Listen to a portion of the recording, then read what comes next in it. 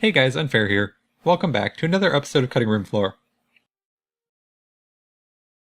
So yeah, Jensen's coming back from the dead, and now is going to come.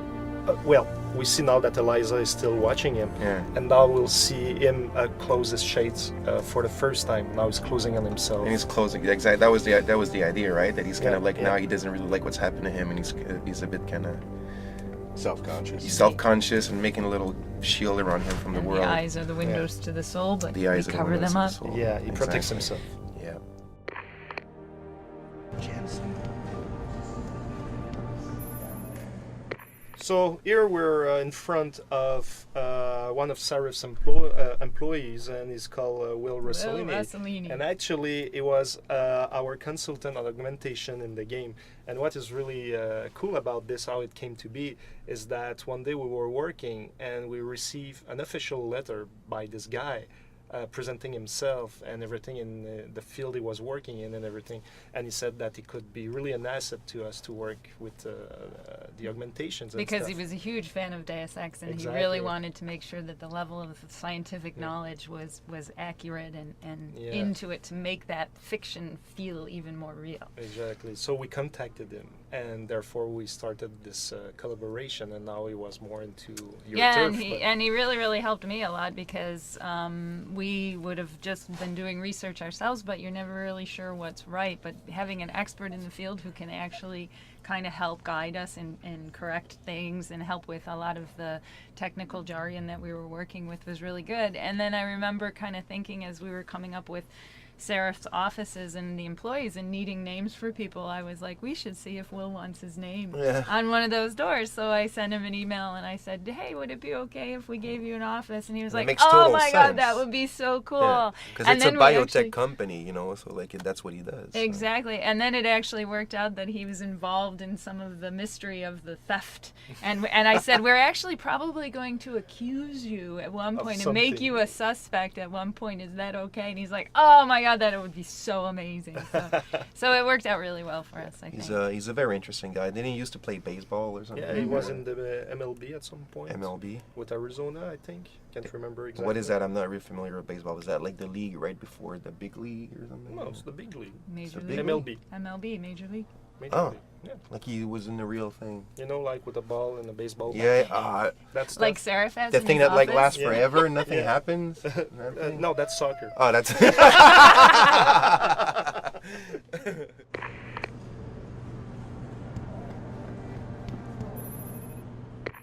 Here we have a good example of show don't tell with this plate on the wall where we make this building feel much more important and bigger than what is actually playable. And I remember the first version of it when I was playing it, the level artist had slapped up a sign, and it basically just had 3 floors to the whole building because that's really all you get to explore. But when you're outside, it's humongous. Yeah, and I'm like, wait, guys, we got to have more in there. We got to have like more offices and more things to show this. So we ended up submitting a list to him, and some of the things we wanted didn't get in there. Like we wanted a cafeteria named the Swallow's Nest, named after one of the writers who worked with us. And then the whole part about this is all under construction, it ended up helping us to explain why you only go to a few floors, and yet also tie into the story. Remember the last attack? So as you walk around in Sarif HQ, you'll see on all the doors or near all the offices are the names of the employees. We kind of did this all at once very quickly. One of the level designers said, well, we need to name these people, and we had no idea. So I assigned it to one of the writers, Mark, and he had the great idea that since this is a scientific research and a thing in the Renaissance style, why don't we make up names? Why don't we take names of scientists and Renaissance thinkers from the past and painters and kind of mix them up? So a lot of the people in here, with the exception of Will Rossolini, are actually these references to ancient to Renaissance thinkers and painters and artists.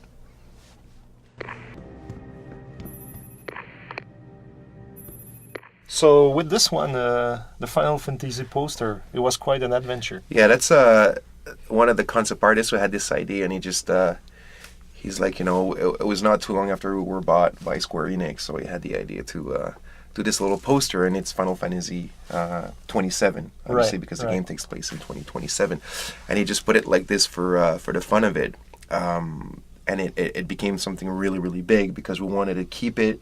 But, you know, the way Square Enix works, you know, they're very serious about the license and whatnot. So he actually went up all the way to Wada-san to be approved And ask The him. head Yeah. of to the leave company. there, and he actually had to show it to some of the artists and some of the art directors of the franchise, so they could approve that it, you know, it had something that had to do with the game. And what's funny as well is if you look at the poster, the head of the lady is hiding the numbers, and there's actually not enough space for the numbers if you actually try to imagine them there, which doesn't work, but whatever, it's That still was fun. there. Yeah.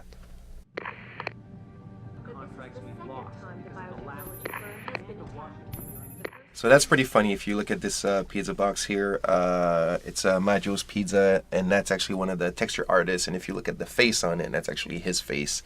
And throughout, I think it's in Detroit. There might be one in Hangsha as well. You see the actual restaurant as well, with his name and his face on the window. So that's the kind of stuff we did. We did a lot in the game, which is Did he become rich with that? well, I haven't seen him for a while, so I think he's probably very rich. Yeah. He retired. Yeah, retired. Yeah.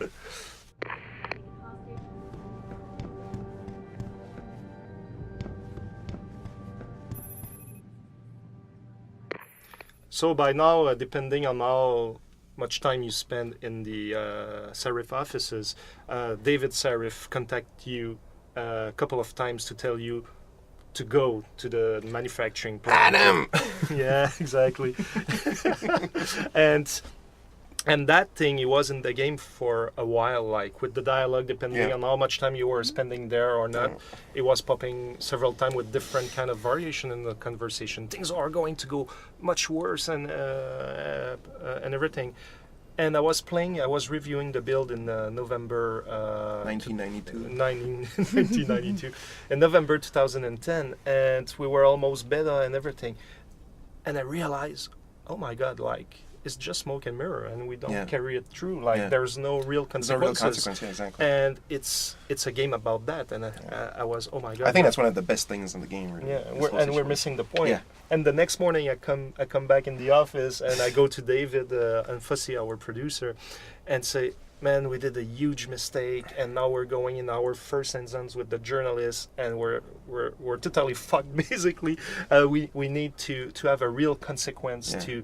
to that thing, and said we need to re-record lines with." And we basically need to kill the hostages We if need you don't to kill get the there in time. hostages, exactly. We need to re-record lines, new lines for police officers, for David Sarifs, for Adam Jensen, for all those beautiful people.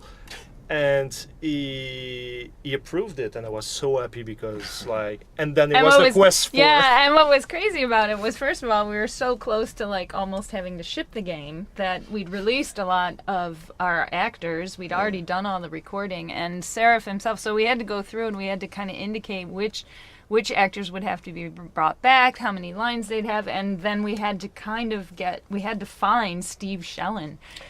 Yeah, we found him somewhere on a beach in Morocco doing something. He was on with vacation, someone. He was right? on vacation. Yeah, he was. He'd been he was out wrapped. there. Yeah, well, he was done. And I mean, anybody who knows Steve Shellen, very talented actor, but very much a free spirit. How long so- it took you to get to him?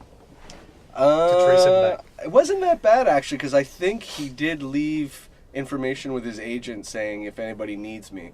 And so it was actually quite surprisingly quick, but then it was just the logistics of like, okay, I got to find a studio in Morocco that this guy can go to, and I have no way of specking out what their facility's like, what's it going to sound like, but somehow, through the magic of technology and that, we had our voice director here, we had Mary here, and we hooked up via Source Connect, which is a software that allows you to link up in real time and listen in the studio session.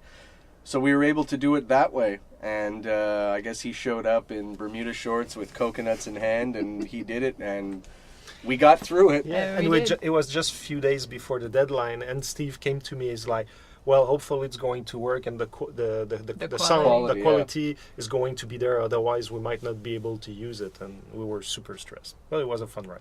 Yeah, and it worked out because that's the first thing everyone comments when they started playing the game was, "Oh my God, I the hostages are dead already. Yeah. I didn't know that would happen." Yeah, it's one of the few games that really tell you something, and Well, Yeah. it teaches you early on that there's going to be There's going to be consequences to how you play. and that which really is important. encapsulates what a Deus Ex game Yes. is all about. It's this thing that you don't even know that is really happening or whatever, depending on what you do. And some people would arrive there and see them dead, and they didn't pay attention to what David was saying, and they wouldn't know why, and that's what it's all about. Really. And it almost didn't happen.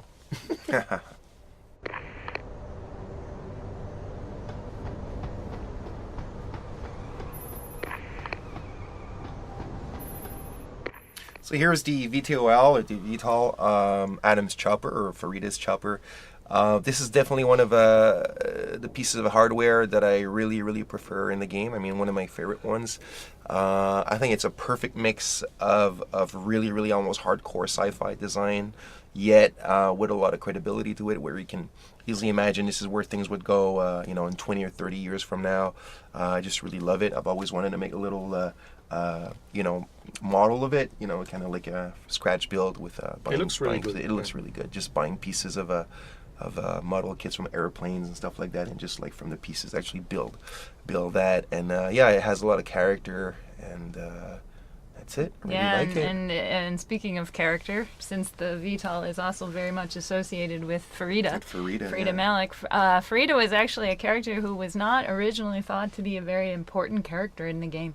I think it took a long time before we actually gave her a name. In fact, at first we were calling her Farina, but then everyone here was saying, Mary, that means wheat in French. Flour. And it's flour in French. Farin. It can't be that Farin. and everything. So, but she really wasn't intended to be this big character at all in the game. And then as we continued developing the game and writing the scripts and starting to add more player choice into dialogues, she ended up becoming, and it makes sense when you think about it, because she's one of your constant companions. So she ended up coming within the development process itself, developing into a very, very big character.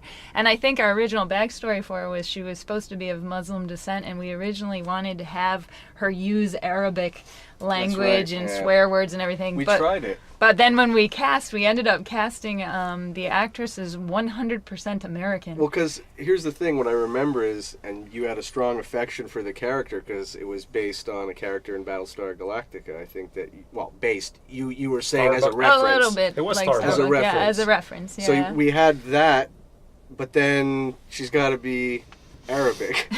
So we had found the actress, and we loved what she brought, and she had that sort of tough, kind of tomboyish sort of way about her, and we really loved everything about it. But every time we would have dialogue where she'd have to swear in Arabic to kind of give her that, where she comes from, it just always sounded really forced. It just never worked. Like she would nail the pronunciation, but it's just, it's not natural. We pretty much figured the first time that she did it, that was like, okay, we're dropping all that right now, So and we're just going with the American. Yeah, Mary quickly adapted it. We kept the character. We kept her origins. We just removed the swearing from the Arabic language and kept her North American, and it worked well. Yeah. Also, another thing, the thing on her face above her lip, actually in the game it looks like a beauty mark, but it's supposed to be a monroe piercing, and it just didn't really come out all that well in the game. So everybody, there's a lot of fan art about Farida, and they put a beauty mark, but it's supposed to be a little piercing. Really. Now you know the truth. Now you know the truth. Piercing. Say that again? I always thought it was a piercing. Cool. So we were too, thinking it was a piercing.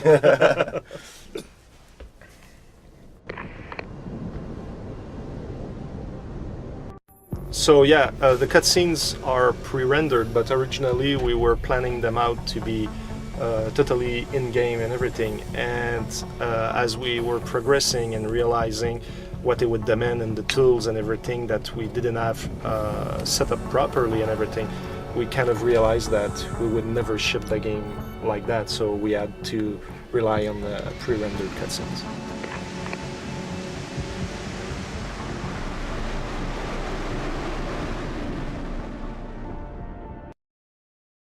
And there's a funny little thing here at the, if you notice when Jensen comes into the VTOL in the cutscene, he's wearing his jacket, and then when we start inside the plane, he's not wearing the jacket, and it was kind of a big problem where between cinematics and in-game, they were saying, you know, something fell through the cracks. So for audio to try and help that out at the end of the cutscene, you actually kind of hear a cloth rustle, and it's supposed to be Jensen taking his coat off and throwing his coat on the floor to try and help sort of bridge the gap that, you know, it was too late. We couldn't fix the cutscene, and we couldn't put the coat on him here. It didn't make sense, so that's kind of how we dealt with that. And this is a pretty major scene with David Sarif. It's really the first time you ever get to meet him in person. And I remember the casting for David Sarif. We went through a lot of different ideas about what kind of person this should be. Should he be really corporate? Should he be this? And I remember we had a couple contenders, and when Steve Shellen came in, and the way he played it, it wasn't exactly what I was picturing in my head, but I remember going, wait a second. It's like, it totally works, because we wanted a very charismatic guy who's a very friendly guy, but we wanted a corporate CEO kind of guy. And I remember walking out of that casting session going, oh my goodness,